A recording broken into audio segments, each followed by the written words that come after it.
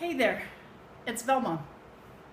So, I'm here because we have a race to win. And you wanted to know the 4 steps on how to get out of anything or how to get through anything and get through it quickly and with a little bit of peace. So, the 4 steps are listed. You know, my motto is to do what's right, be your best. But do what's right, be your best. Now, the 4 steps. Something happens to you. You have a crisis at work. You have a crisis at home. You're needing support and you've got to figure out, how do I get through anything? Now, I did this with myself the other day when I sort of had a little panic attack of what am I going to do next? I quickly remembered my 4 steps. It takes practice. We all know basic steps: a noun, a verb. You go, you make a sentence. The key of C makes music. There's a basic forehand and a basic backhand in tennis. But how we use the skills we have is what makes us great leaders. Abraham Lincoln used simple sentences and won. So it's not that we need to be eloquent. We need to be efficient in what we do. So how do we do that? Now, each of these 4 steps are quickly going through here. I have a whole series of how, why, and how to become better at each of these steps when you take a class or when you need some coaching or you need some help getting through a situation.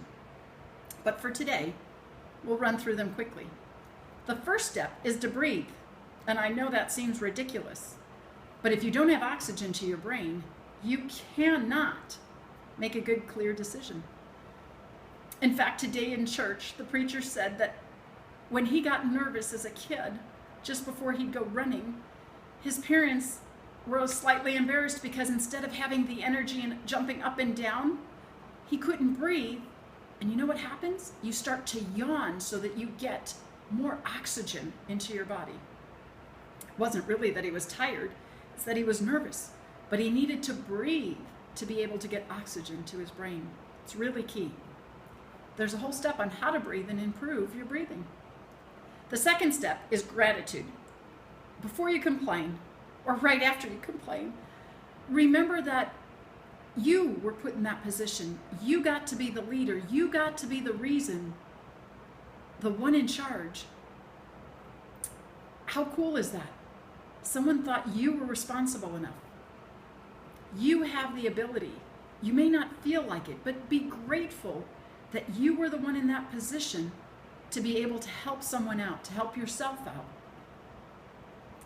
It's hard when the 2x4 hits you, but there is a positive as well as a negative to everything that happens in our life. I know that's really hard when we're in the middle of something negative. 3, you have to beg for wisdom. Beg for wisdom and clarity so that you can make the right next decision. Just do the next right thing because then you do what's right. And as you do that, you can be confident in at least taking the next step forward, and takes you right to step 4 is remembering who you are.